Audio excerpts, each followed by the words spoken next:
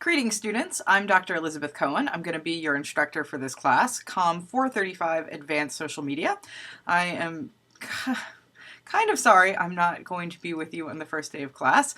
By the time you're watching this video, I will be at Johns Hopkins University sitting through a 12-hour, well, with lunch breaks, 12-hour stats session, learning about new statistical software. So, you know, syllabus day doesn't sound so bad when you compare it to that, but I do hope you're enjoying one more day of summer. The only thing I ask you to do, since you don't have to show up for class, is watch this video in its duration, so I don't have to go over the syllabus again, and also complete a syllabus quiz, which is already posted on eCampus. I would do that quiz after you watch this video, although if you already did it, I guess it's too late. Yeah, I just want to go over the syllabus a little bit. If this works out well, maybe I'll do this for, I don't know, the rest of syllabus days in the future. So we'll see.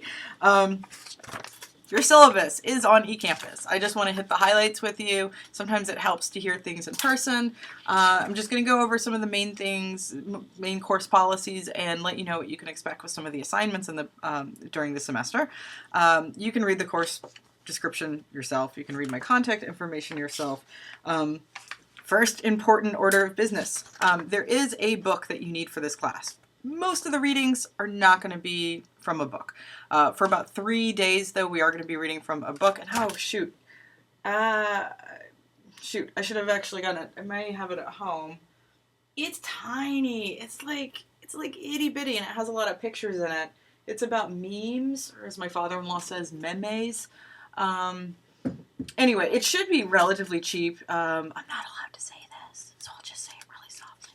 You can probably find it on Amazon. But the bookstore definitely sells it, and the bookstore really wants me to know, you to know that they sell it. So it's called Memes and Digital Culture, and again, really like tiny little book with pictures.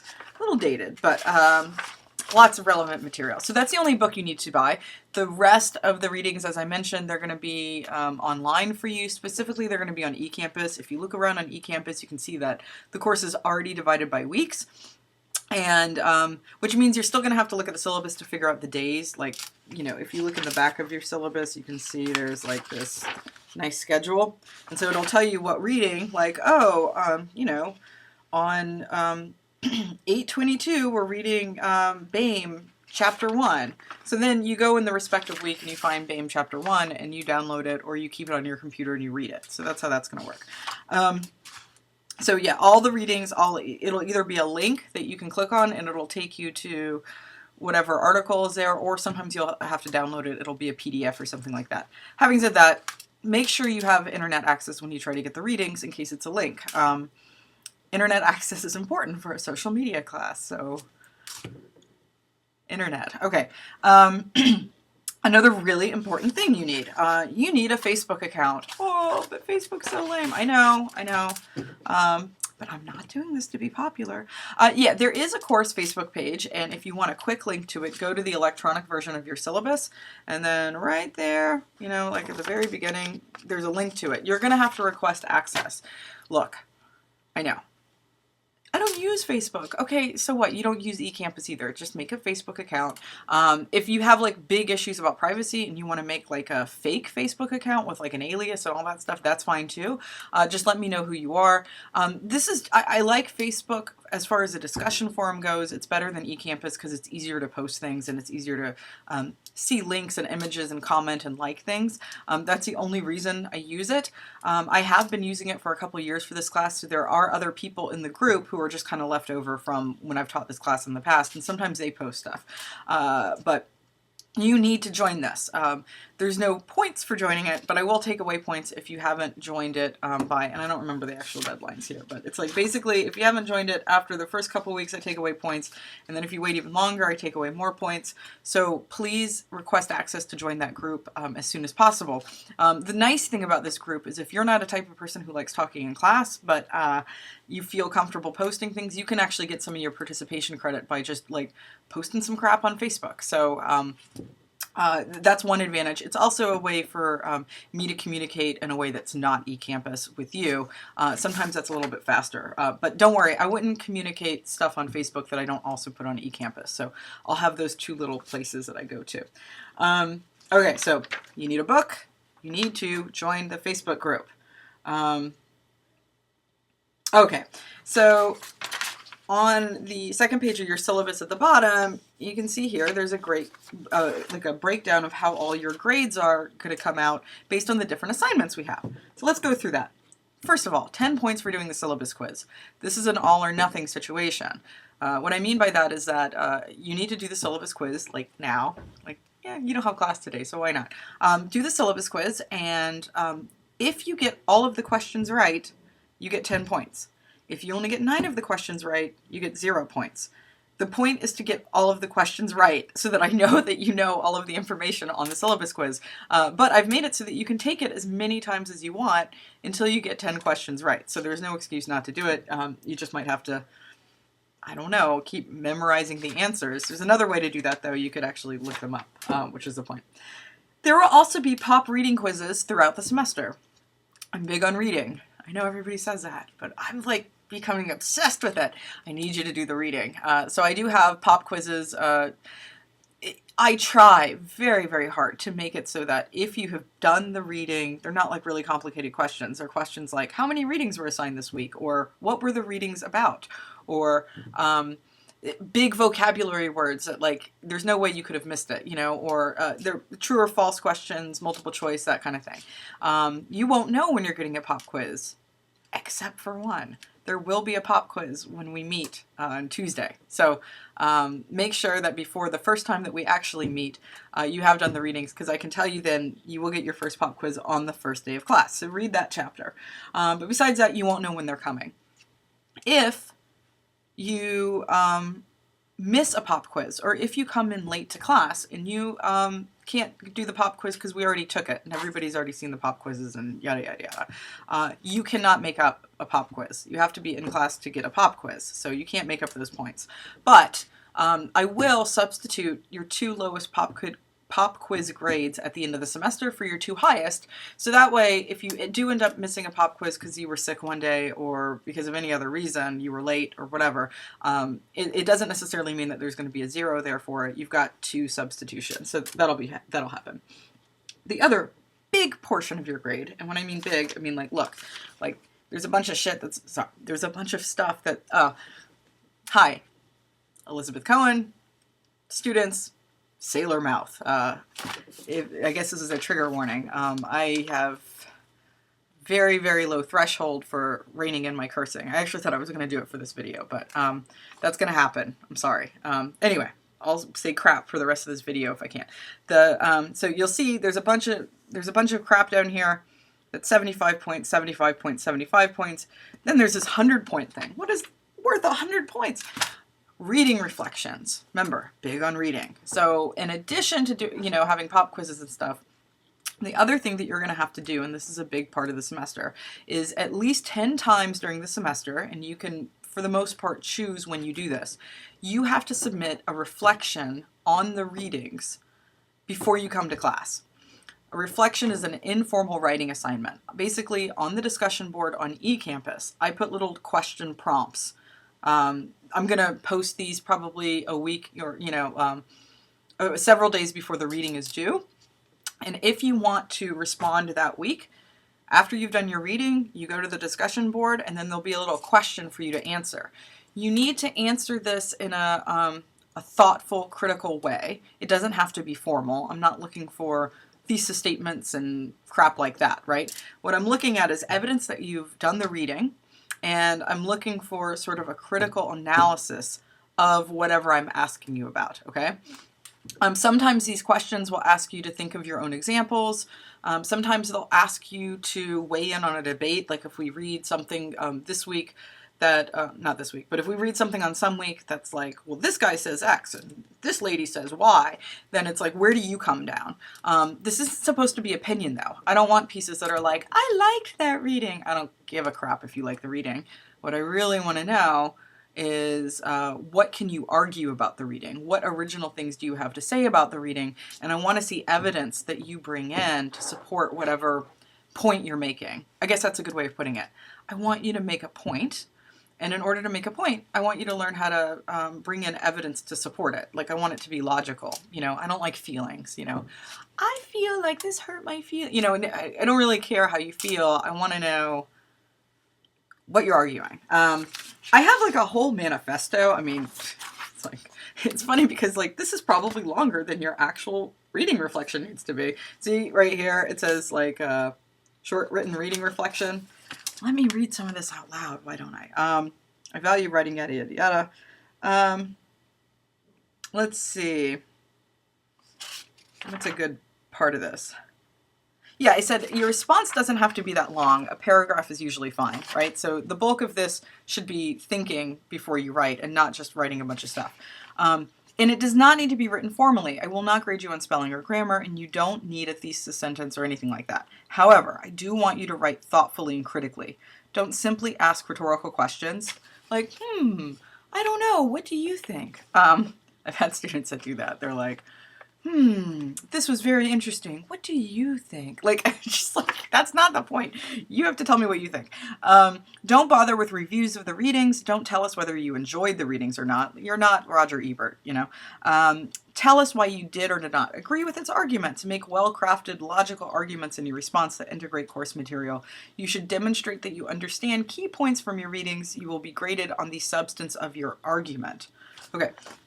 This might be a work in progress, but you have to do 10 of them throughout the semester. There's going to be at least 20 opportunities for you to do it. The only sort of criteria you have is that I want you to do 5 reading reflections during the first half of the semester and 5 during the second half. I'm just trying to spread it out so that basically you're forced to stay engaged throughout the semester. But again, this all requires you to do reading ahead of time and then go and do that post. Now here's a really important part of this.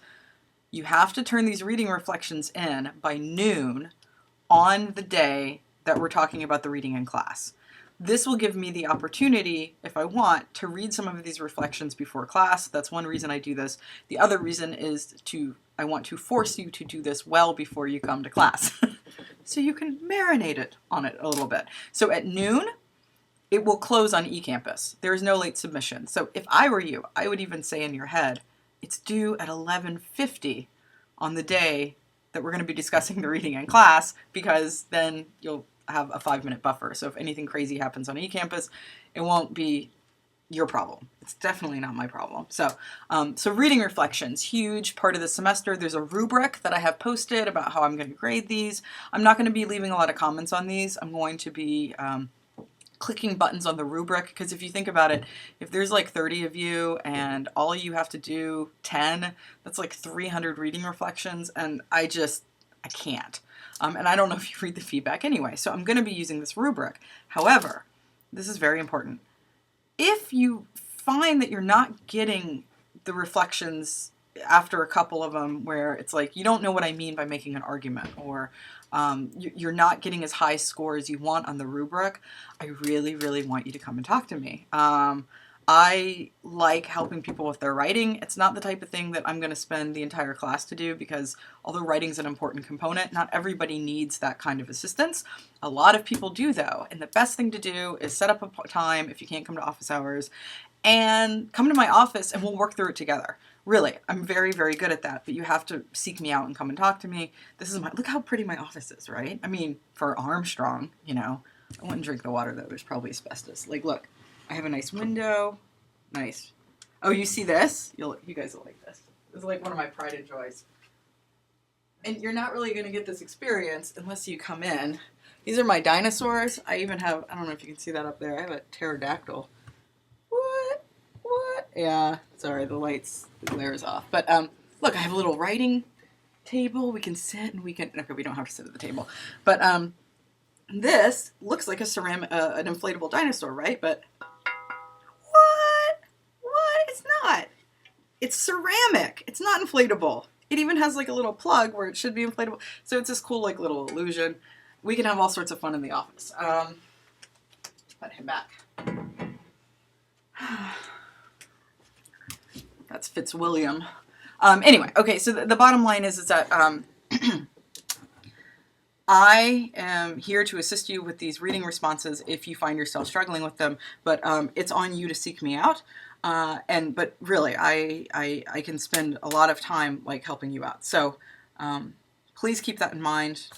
The information for my office hours, of course, is on the syllabus, but really, if you just email me, we can find an appointment that's good for you, because my office hours are right before class time, and I know that other people have other classes in, so it's not like a big deal if you can't make it during office hours. We'll find something else.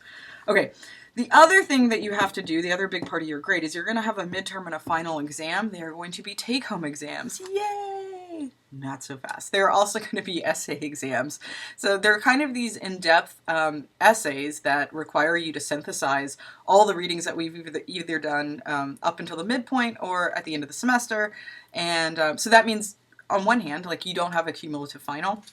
But on the other hand, it is going to take some time. So I even, like, for instance, on the day that like the exams due, we don't have class that day to give you a little more time to write. But generally, you'll probably have a week to complete these. So a week before the exams due, I'll send you home with these questions, and you can pick the questions that you want to answer. And then you're going to end up writing, maybe between, 7 and 10 pages of exam. So it is kind of a big deal. It does require you to really critically synthesize all the things we've read. Another reason you really got to do your readings, because it'll help with that, obviously. But it's not the type of thing. It's not pop quizzing you on how much you remember, or it's not like one of these tests that's like, explain the theory of X. Well, there might be some of that, actually. But the point is you can look at your books. So at least you have your notes. And finally, the other big component of this class is participation. And this is something I've just, literally, ever since I've come to WVU, I've been kind of wrestling with, because I find that there's always like a handful of students who are comfortable participating, but maybe 2/3 of you guys don't feel comfortable. And I feel really bad about that, but I'm going to have to force you to do it anyway. As I mentioned before, if you really are reticent about talking or speaking up in class, then what I would expect is for you to be really active on the Facebook group, and I will accept that. In the past, I'll be honest, not many people have taken me up on that, which I think is foolish, but I'll keep reminding you. But I'm going to really push you guys to participate, and basically your participation grade is going to come at 3 times during the semester. What normally happens, I'm not going to lie to you, is you get the first participation grade a third into the semester, and people aren't doing so well. I think I even have it on the syllabus. I'm like, if I don't remember you even talking, you're lucky if you don't get 0 points. Sometimes like, oh, you seemed immediate, but that's not what I'm looking for. I'm looking for contribution to the discussion. Every day? No, not necessarily, but enough where I can remember your contributions. You have to work to stand out in the same way that you would if you had, a job in communication. So I'm really going to be pushing that, and a lot of people, I will warn you, tank that first participation grade, and then they can kind of like rebound, and then they just got to keep it up through the rest of the semester. That's normally what happens, but I hope that we can get off on a better foot. I talk a lot, and I talk really fast, kind of like what I'm doing right now. But I'm really not I'm not the type of person who is going to judge you based on what you say. I'm going to judge you based on what you don't say. I hope that after a couple of days of you actually seeing me in class, you get that impression too, and you feel comfortable talking. But even if you don't feel comfortable talking, I want you to do it anyway. That's the motto. And even if, actually, this is an important component. I used to, for instance, when I was an undergrad, I did not do my readings. Maybe that's one of the reasons I have so many things in my syllabus to try to force you to do them anyway. I really had to be forced into doing readings before class, but I'll tell you something. When I came to class and I hadn't done the readings, I obviously felt like weird not talking in class, and that's because I felt insecure because I didn't think I knew what we were talking about, but I still faked it. I had my readings in class so I could quickly look and make sure that I wasn't going to say something that was like completely obvious, and I faked it. I made it such that I gave the impression that I could hang with the discussion. I sometimes wouldn't even reference the readings. I would just get into whatever we were talking about. The teacher didn't care. they probably knew sometimes I didn't read, but at the same time, I could tell that they were very grateful that I was contributing, and now I'm that person.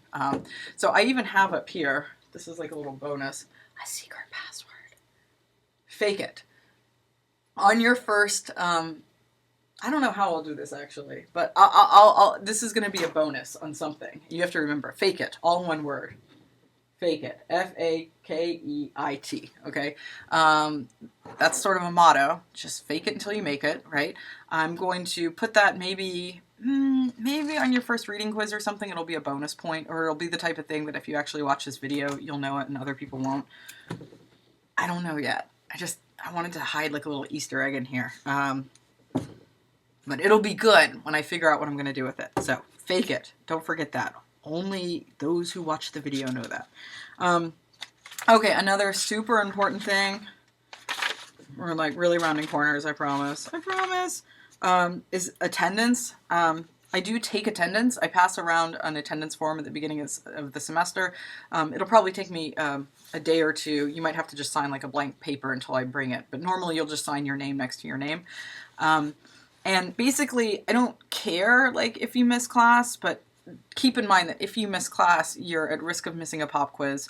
Another thing I forgot to mention is that if you submit a reading reflection, you need to show up on class that day so that you can discuss it. Otherwise, you won't get credit for that reading reflection. So it's okay if you miss class to the extent that you don't do a reading reflection that day, because I won't give you credit for it, because I want, on the days that you do the reflection, I want you to be there to talk about it. And then the other sort of important thing is that, you could actually be penalized if you miss a pop quiz, which is going to be random most of the time. But having said that, as I have on here, there are 23 scheduled discussion days. Like those are days where I haven't canceled because I have a conference or it's not like an exam day or something like that. Which means that if you miss missing 6 classes means that you're missing over a quarter of this class. So my policy is basically this. You can miss class for whatever reason, whether you're sick, you have a funeral, you just don't want to go to class, which is understandable. All of these things, fine. But you can only do it 6 times or 5 times. On your 6th time, I'm actually going to dock your final grade by a letter grade, okay? The way I figure this is it's really not fair that somebody who doesn't contribute to discussion and doesn't even show up to class for at least, 3/4 of the class should get the same grade as other people. So I'm very strict about that. I actually think it's pretty lenient to say that you can have 5 days to do whatever you want. But it's your responsibility then to make sure that you don't have that you keep emergency days in case you need them. So if you use up all of your 5 days in the first month, and if you get sick later, that's tough shit, right? If you use up your days and grandma dies, it is sad, and I will feel really bad, I'll be sad with you, but I'm saying it's still like, well, you used up all your days. If you're going through a hardship right now and you already know that you might not be able to come to at least 3/4 of the class, I would really recommend taking another class, because that's how important I think this is. So again, it's not about excused or unexcused. I really don't want to see your excuses, when I get it's really creepy actually when people bring they'll bring in the funeral, what do you call it? The pamphlets, the program for, their aunt's funeral, and I'm like, oh, thanks, I try to avoid all that. The bottom line is for any reason, if you miss class, that's okay. Up to 5 times. On the 6th time, it's actually going to adversely affect your grade. So that's how that goes. And all the other stuff, just basic general policies. I don't think there's anything really major I want to go through. Again, you can see all the topics we're going to be discussing in class and all that good stuff. I'll try to do a little, maybe if I remember, who knows. My brain hasn't become mush after my statistics thing. I'll give you a little more information about me and hopefully learn a little bit more about you before we dig into it. But again, I really don't want to spend a lot of time talking about the syllabus now, because now you have a video and you can watch it over and over and over again on days that you're not feeling so great. It'll be a nice pick-me-up. But yeah, I think that covers all the main stuff. So leaving you on this, Have a great weekend. I hope the rest of your week of class is fantastic. I am looking forward to meeting you all on Tuesday. In the meantime, you need to do your syllabus quiz, which is on eCampus. You need to do your reading, which is due on Tuesday. And if you want, you can go ahead and take a stab at that first reflection.